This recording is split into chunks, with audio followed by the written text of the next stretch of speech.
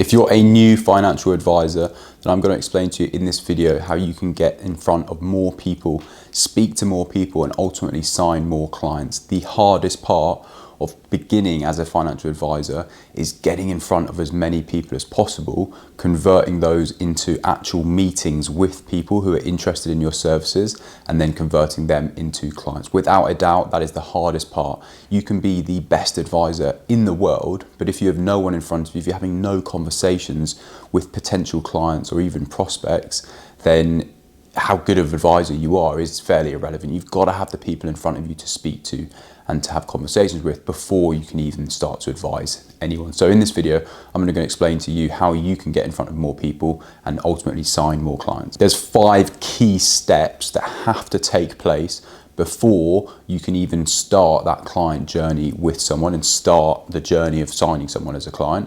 And I'm going to explain to you the 5 steps that have to occur. I'm then going to explain 3 things that you can do so that you can do those 5 steps quicker and also easier for you. So the easiest way to get clients, because ultimately that is the name of the game, is get clients, see more people. There's 5 things you have to do first, right? The first thing is that someone actually has to be aware of you.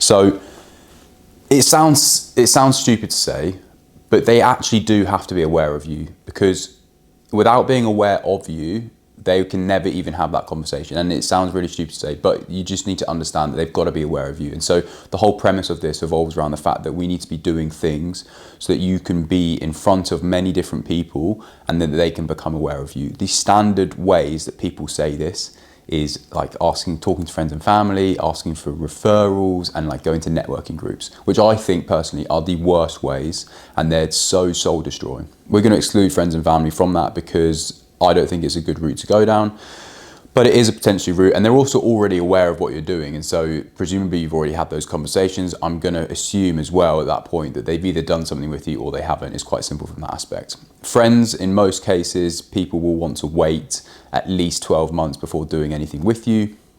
From my standpoint, I don't take on any friends as clients. I'd rather refer them on to someone else. So we're just going to sort of exclude friends and family. The other side that people say that you need to be doing is the networking groups, like the BNI, all that kind of stuff. I've never done them. I never will do them. I think it's very tough coming in as like a brand new advisor and going to these and then trying to win clients. There's already older people in those groups, or people who've been in those groups for a long period of time, that already refer business to each other. So it's quite tough to come into those environments and suddenly expect to be given referrals or to be given, potential leads and speaking to people. The other side of things is you're also expected to bring in leads for people. And if you're not already having clients, or you can't even generate your own leads, how on earth are you expected to generate leads for other people? So from that perspective as well, I think it's fairly rubbish and a waste of time. But the whole premise is that they've got to be aware of you, but they've also got to be aware of the problem that you can solve, right? So someone has to be aware of you, but also aware of the problem that they actually have. They have to be aware of the problem that they've got. So they've got to be aware of you. They've also got to be aware of the problem, because we solve problems for people ultimately. That's what we do as a financial advisor, is solve problems for people. So they've got to be aware of you. They've also got to be aware of the problem that they have. Number 2 is they have to believe that you can solve that problem. So before someone can even do anything with you, they've got to be aware of you, they've got to be aware of the problem, and they've then got to think that you can actually solve that problem, right? So this has just got to be in your mind. The 5 things that have got to happen, and we'll do the rest of them, have got to happen before someone will do anything with you. So then in your mind, thinking about what are the ways that we can convey point 1 and 2 to people to be able to get more leads. Number 3 and number 4 are sort of interchangeable. First, they've got to believe that you can solve the problem. Then they actually have to know you can solve the problem, right? And that's a journey in itself, to go from believe to know. In with this is that they've then got to take some sort of action, right? And this is interchangeable because sometimes they have to take some action before they know. So they might believe that you can solve the problem they've got, whatever problem that is, that they've got too much corporation tax or that they're not putting the money away for the future, right? So they know the problem is that they've got excess money and that they know they should be putting that away for the future and making that work harder for them, investing in whatever it is, right? So that's the problem they've got. They've got to be aware that you actually exist in the first place, that you could potentially solve that problem for them. They've then got to believe somewhat that you are the person to solve that problem. And then the gap between taking action and knowing has to occur. So perhaps that taking action is them actually having that conversation with you first, like that first sort of 5-minute chat, whatever it may be, of asking some questions. And then their belief has to change from they think or believe that you may be able to help them into actually knowing, okay, I've had a conversation with Zara and I know that Zara can solve this problem for me, or I know Tim, whatever your name is. So they've got to go from that stage, and there has to be some sort of action taken from them to be able to change from I believe they can help me to I know they can help me. And only once those 4 points have occurred, the 5th point is that they then start that sort of client/prospect journey, right?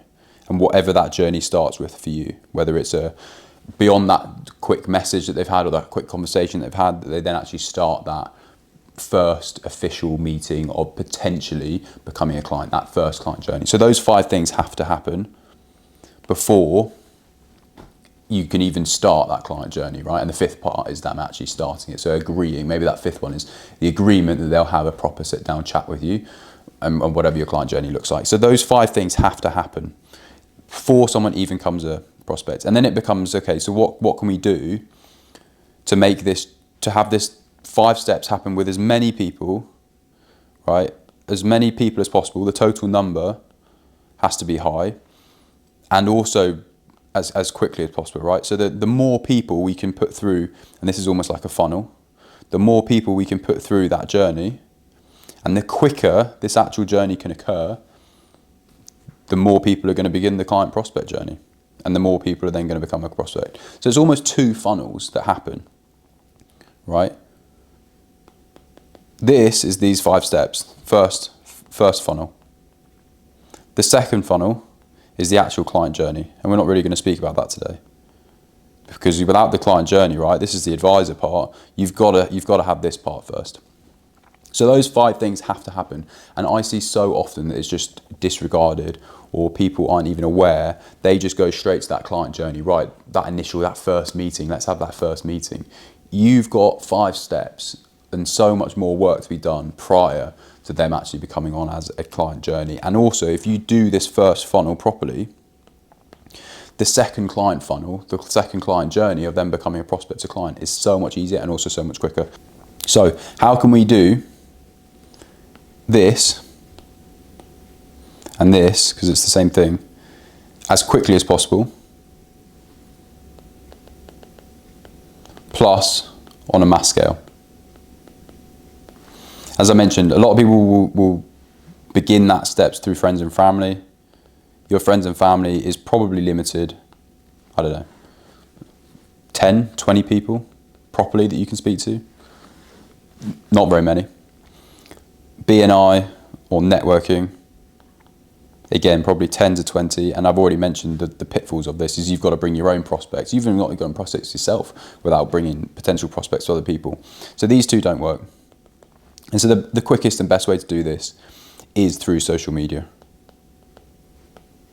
And this is how we generate the vast majority of our leads, is through social media, and in particular through Instagram. We've got 95,000 followers on Instagram. We generate 30 plus highly qualified meetings every single month. We've got a waiting list of hundreds of people waiting to work with us.